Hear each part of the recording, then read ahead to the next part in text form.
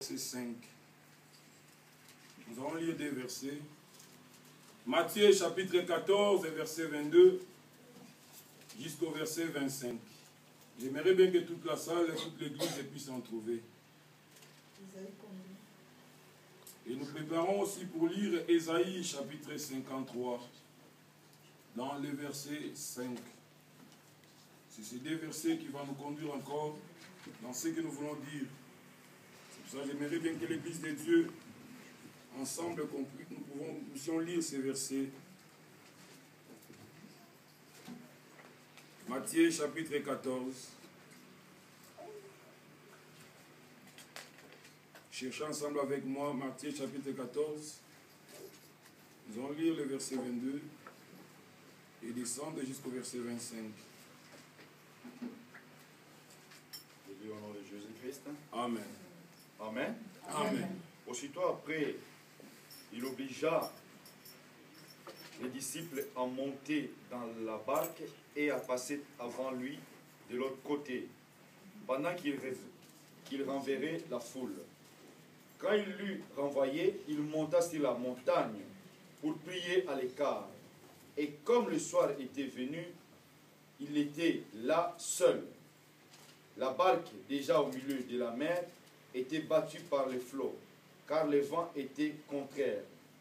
À la 4e veille de la nuit, Jésus alla vers eux, marcha sur la mer. Amen. Amen. Est-ce que nous suivons tous ces noms? Amen. Ésaïe 53, verset 5. Ésaïe 53. Dans son verset 5.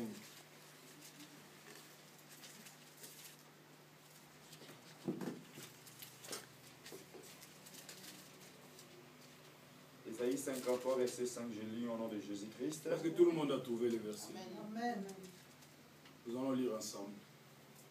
Mais il était blessé par nos péchés, brisé par nos iniquités. Le châtiment qui nous donne la paix est tombé sur lui. Et c'est par ses maîtrissures que nous sommes guéris. Amen. Amen. Seigneur, merci pour ta parole. Toi, le Dieu de la parole, Seigneur de gloire, nous voulons que tu puisses nous parler à ce moment-ci. Parle à ton peuple, Seigneur. Révèle-nous encore, mon Dieu, mon roi, ta pensée, mon Dieu, d'aujourd'hui. Et fais-nous saisir encore, mon Dieu, ta pensée, Père très saint, dans le nom de Jésus. Que cette parole, mon Dieu, mon roi, soit une vie, mon Dieu, dans la vie de tout un chacun, c'est lié. Je sais que tu parles à quelqu'un aujourd'hui, mon Dieu, mon roi.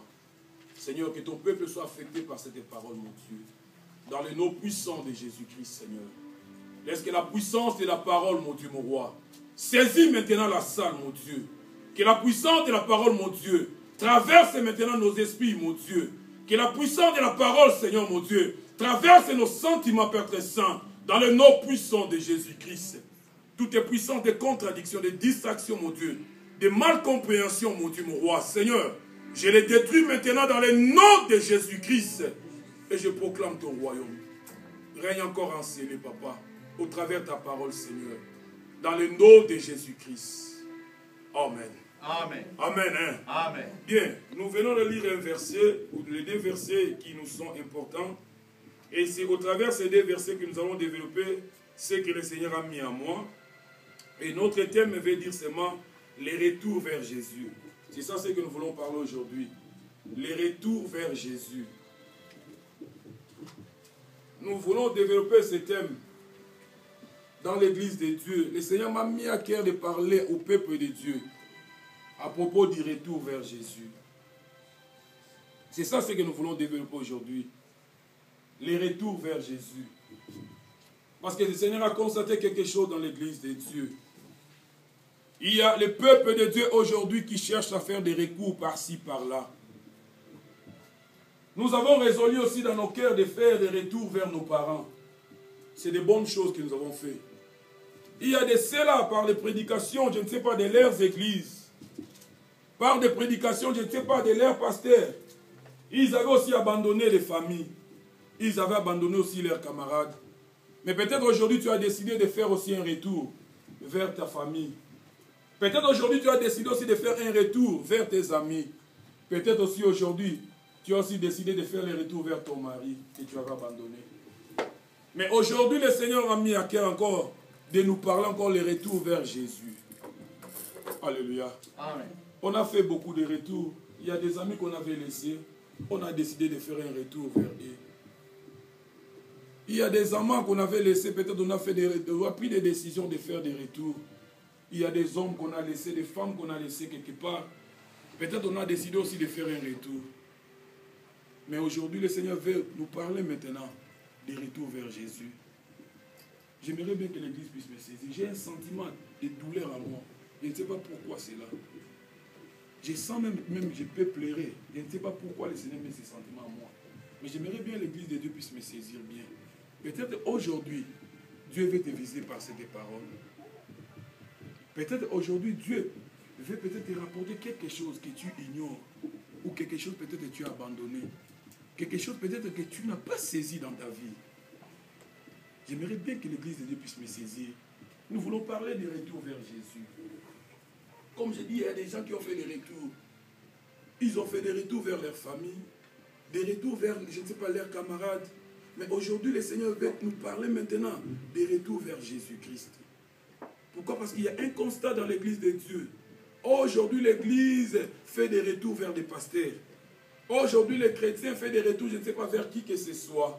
Mais quelque part, nous oublions que le vrai retour à faire, c'est auprès du Seigneur Jésus-Christ. Écoutez, bien-aimés, les retours, c'est quoi? Peut-être pour ceux-là qui écrivent. Les retours, c'est l'action de revenir au lieu du départ. C'est ça la définition. C'est l'action de retourner ou de revenir au lieu du départ. C'est ça les retours. C'est l'action de revenir au lieu du départ. Comme pour ceux-là qui écrivent. C'est ça ce que nous pouvons dire. Les retours, c'est quoi? C'est revenir. Retour, c'est revenir quelque part. Donc c'est l'action de revenir au lieu du départ. Ou au lieu où on est parti. C'est ça les retours. C'est tourner vers le vrai sens. C'est ça les retours. C'est l'action de retourner au lieu du départ. Il y a quelque part, l'Église s'est déplacée. L'Église s'est déplacée de son lieu de départ. Écoutez, dans la Bible, on nous parle quand on a construit le second temple. En construisant le second temple, la Bible dit ceci: pendant qu'on inaugurait le second temple, les gens étaient en train de festoyer. Ils étaient dans la joie, ils faisaient tout ce qu'ils pouvaient faire.